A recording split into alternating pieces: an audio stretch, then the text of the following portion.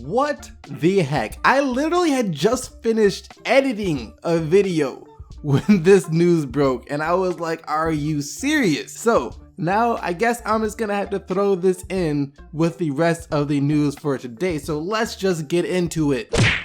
Who saw this coming? Chris Paul has verbally agreed to a contract extension of over $200 million to remain with the Los Angeles Clippers. You heard that right, Chris Paul will remain as a Clipper, and I am beyond shocked by this news. Just about everyone had Paul pegged to go to either the Spurs or after the Cousins trade back to New Orleans in the off season. And I'm not gonna lie, I honestly have no idea what this means for LA. I have nothing but respect for CP3, easily one of the best point guards in the league, but it's no secret that even with a healthy Clippers team, they simply can't compete with the Golden State Warriors at the moment, which leads me to believe that they have something else in the works, something big. I know Chris Paul wants to win. He really wants to win, and he just doesn't seem like the type of guy that would stay in a situation in which he can't win simply for the money. So like I said, the Clippers must have something else in the works. Now it could be Melo or it could be Gallinari or something like that, as the Nuggets are apparently seeking out a first round pick plus swap rights for him. And then of course with Melo, we know the whole situation is going on with him with his no trade clause, saying that he'd only waive it to go to the Clippers, the Cavs, or the Celtics. So maybe the Clippers told Paul, yo, we're about to get Melo, but before we do this, we need to know if you are in. So that is a possibility. But like I said, this news literally just broke when I had finished editing this video. So in short, congratulations to all the Clippers fans out there, as you now get to keep Chris Paul. And there will probably be some more news, so stay tuned for that. And you guys know I will have you updated as soon as I can after the news breaks. But really be on the lookout for the Clippers to make another move before Thursday's trade deadline.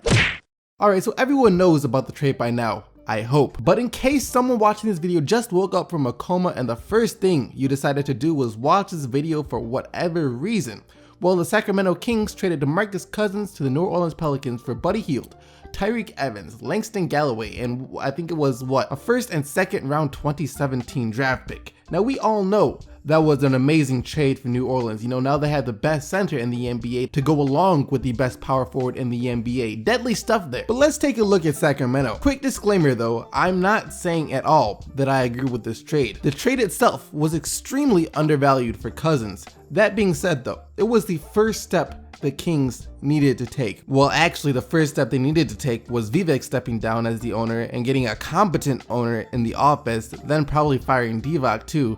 By the way, Divac has been catching a lot of crap for this trade, but I just want to clarify that this actually wasn't Divac's fault. He was basically under orders from Vivek to trade DeMarcus Cousins. Divac himself didn't want to trade DeMarcus Cousins, but Vivek is apparently obsessed with Hield and thinks he's going to be the next Stephen Curry, which is why they did the trade. Even though Divac came out and said the Kings had received much better offers for Cousins. I'm pretty sure that Vivek saying that he likes Hield so much that he thinks he's going to be the next Steph Curry is just one big cover up for how cheap that man is. What really happened is he saw Cousins was about to sign this ridiculously big contract extension this summer and was like, why should I pay him so much for us to lose when I can find someone else to do that for much cheaper? Because like I said yesterday, competing is something the Sacramento Kings do not have on their agenda. Vivek was also throwing shade at Cousins, basically calling DeMarcus Cousins a dark cloud over the organization. And to me, that's just ridiculous. I'm a huge believer in nurture over nature, which basically means I think the environment in which you are in dictates your personal behaviors and stuff like that. Not that you are born who you are and you will be that person no matter what your environment is. And in that case, what I'm saying that Vivek is the dark cloud over the Sacramento Kings. Look, DeMarcus Cousins legit cared about Sacramento and he really planned to stay there and do his best to bring the franchise back into the light. But look at the help he received from the front office in his time there. I honestly can't think of a single excuse for ownership and management not to be able to put a solid team around him. In free agency, they never really seemed to go after any desirable players, basically just paid players that no one else wanted because they could offer them a lot less, like I said, because no one else wanted them. But now let's get back into what the Kings are doing. Well, it seems as if they are rebuilding, right? I mean, they just traded away their franchise player for a rookie and a mid 15 to 20 first round pick and a second round pick. They also came out and said basically everyone not named Hield or Willie Cauley-Stein is up for grabs for either more picks or rookie scale contract players. So it seems as if they are rebuilding. But here's my thing. What is going to be different this time? Best case scenario, let's say in a future draft, they find a gem, a guy that turns into a legit superstar, you know, the type of guy that you can build your team around and have him become the face of the franchise. Let's say that happens, that's the best case scenario. Well, here's my thing. That won't matter because they already had that in DeMarcus Cousins, and look how that turned out. I strongly believe that until ownership and management changes, nothing else will change. But hey, maybe ownership and management will get it together this time and build a decent team. Who knows? I think Willie Cauley-Stein could be a pretty good center in the league. And of course, the potential is still there for Buddy Hield. I just think the way they handled Cousins his entire career really was just horrible. And I hope it doesn't happen again to the next star they get as well. Back to what I said in the beginning though, trading Boogie was the first step. He's already entering his prime at 26 years old, and we all know they weren't going to put a proper team around him for him to compete. So a complete rebuild is necessary. Now, of course, they could have gotten a lot more for him, but hey, what's done is done.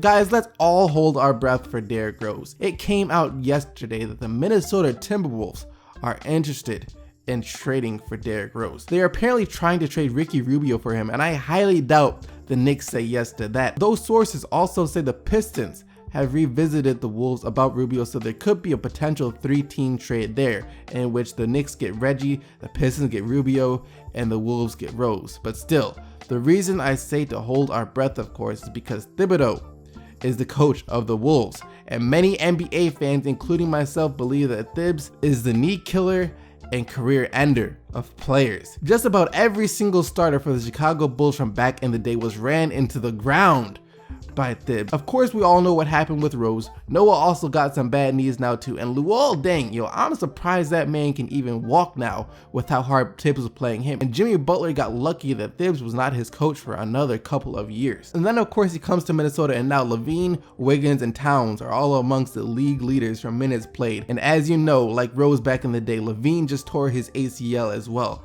And now I'm sure Derrick Rose doesn't care if he gets traded from New York, but I'd imagine he still has nightmares about Thibodeau. Hope you guys enjoyed the video. Leave a like on it if you did. Like I said, only 2 more days until the trade deadline. Thursday the 23rd is when it's all going to go down, so stay tuned for that. And you guys already know that I'll be right back here tomorrow to cover any news that comes out tonight. So until then, keep getting the Buckets, Team SDC, and I'm out of here.